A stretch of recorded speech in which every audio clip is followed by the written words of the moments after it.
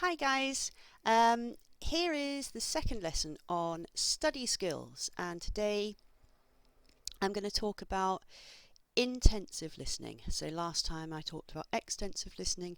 This is the opposite partner listening skill to that.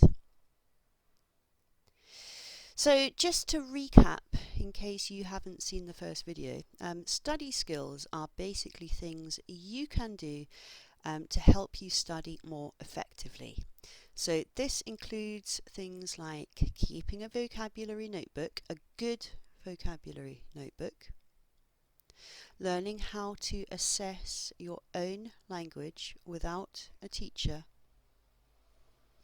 understanding different ways to read and listen, making and doing achievable study plans, having good time management skills. And these study skills are important because they basically mean that you can learn faster and easier. And who doesn't want that, right?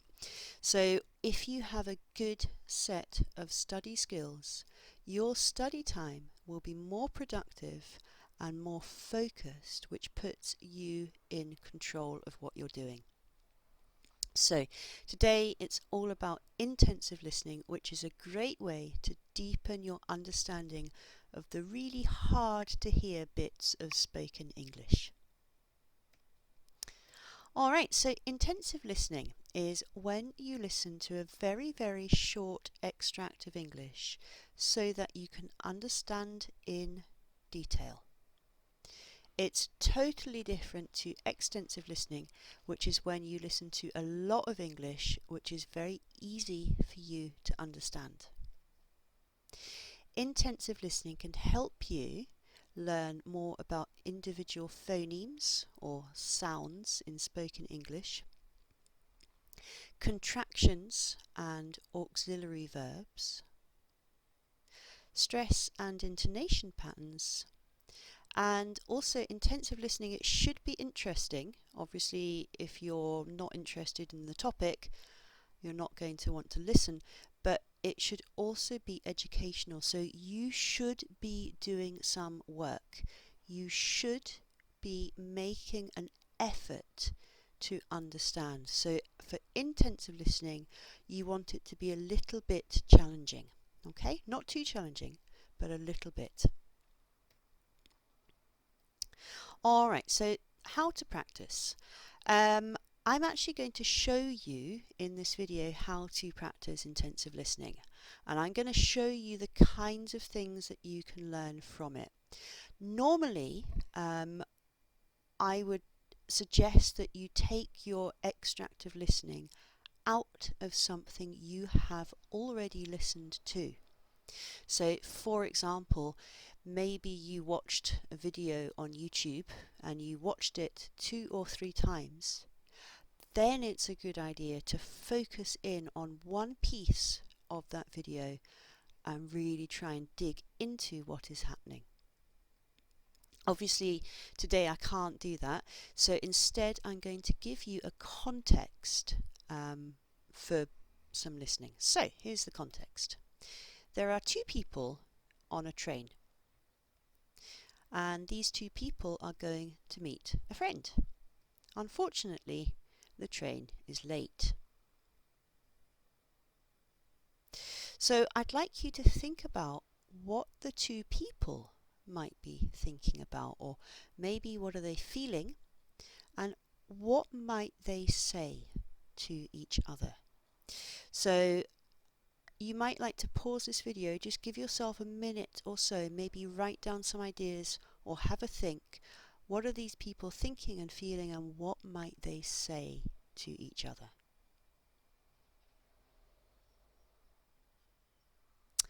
Alright, so I am now going to read you an extract 3 times.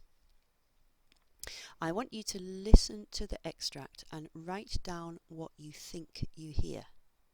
It's completely okay to leave spaces if there are words that you can't hear, that's fine. But really, each time you listen, I want you to see if you can listen for more information. If you think you have heard all the words, you can focus on difficult phonemes, you can focus on contractions or auxiliary verbs.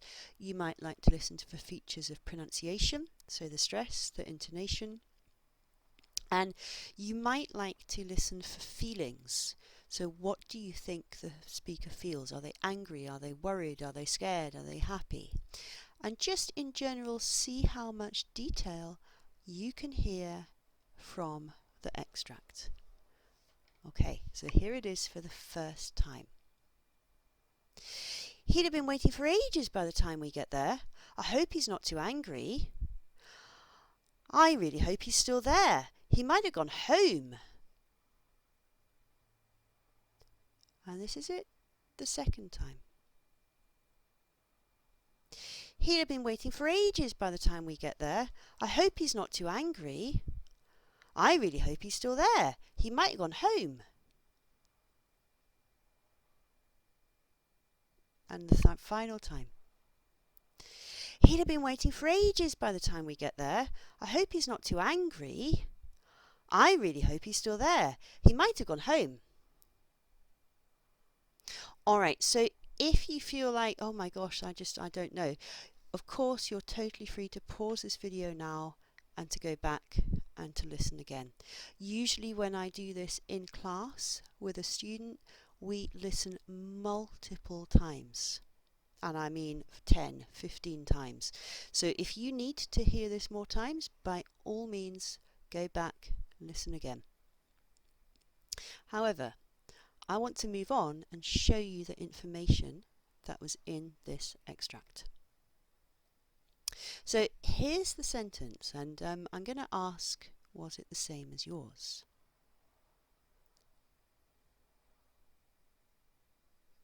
Okay, so let's look at some of the things that might have been difficult for you to hear. So first of all, and I have to say I put this in deliberately because I know it's very difficult to hear, we've got this and we've got this. So we've got two places where, because I'm speaking very, very quickly, I'm massively contracting those words. So students often think they're going to hear, he'll have been waiting, he might have gone. No, that's not what you're going to hear. So it's, he'd have been waiting, he might have gone home. Now, you may also have been listening for the stress. And stress patterns, they can move. There are several different ways I could say this. There's a big one there. There's a big one there. There's a big stress there. And there's a stress there. Another one on I. Another one on there. And another one here. There and there. Now the stress syllables in English are super important, right? English is really hard to listen to because we squash some things up together, they get really small, whereas other things become really long and kind of high and stretched out. But this is good news for you, because if you can train your ear to follow the stresses, you're going to be able to understand the overall gist, even if you can't understand the details. There's also some interesting things happening here with connected speech. So this one here, that is a very, very weak form in this sentence. He'd have been waiting for ages, and it also connects to the word ages. So it's not for ages, for ages. We've also got something very strange happening here. This is hopies. Hopies. I hope he's not too angry. Not I hope he's. So this sound, it doesn't happen there, and it doesn't happen there either.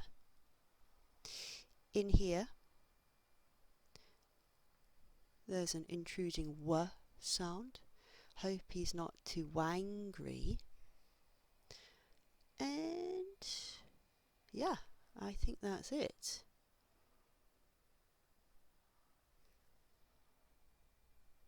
So that gives you an idea as to some of the things you can listen for. And of course, the other thing I suggested is you might, if you're a high level speaker, you might like to listen for feelings.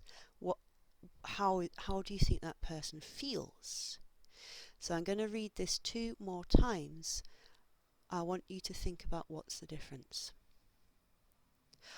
He'd have been waiting for ages by the time we get there. I hope he's not too angry.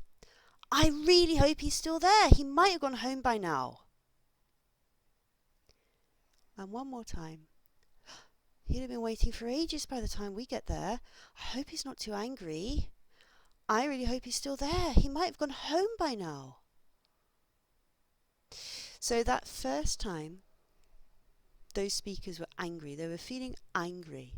The second time, they were feeling more worried. Maybe worried that he might be home, maybe worried that they were upsetting him. So you can use this intensive listening then to practice your understanding of grammar, vocabulary, and pronunciation.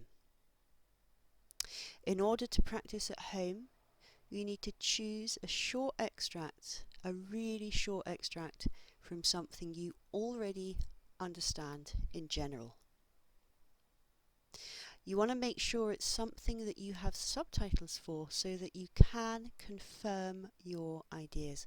So something on TED Talks are great, YouTube videos are great, Netflix, if you're watching it with subtitles, anything where you've got a written text is perfect. And then listen to your extract as many times as you need. There's absolutely no shame in listening to something 10, 15, 20 times. Okay? And it's up to you how much detail you want to get from this. And then finally check against the subtitles, maybe in terms of the grammar and vocab, check for words that you didn't understand, but why? Was it a new word, in which case, of course, you won't understand, or was it a word that was being influenced by the pronunciation of the words around it? So don't forget, there are still free classes going on at the moment. They are going to stop, or some of them will be stopping in the autumn. So there's Speaking Club, most Tuesdays at 12, most Thursdays at 5.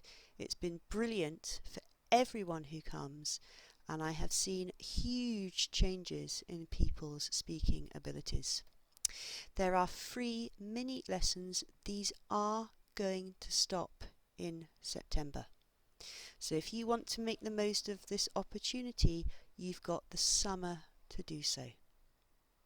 There are special light lessons, low-cost lessons.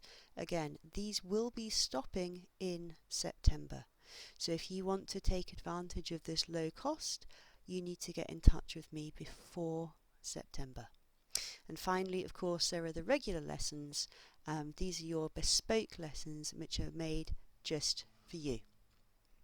So I hope that was a useful lesson for you. Please do post questions, comments, thoughts, queries, arguments even. I'm very happy to know what you guys think. There will be more videos like this soon.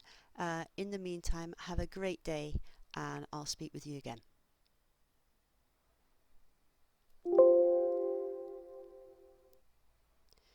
Right, where is it?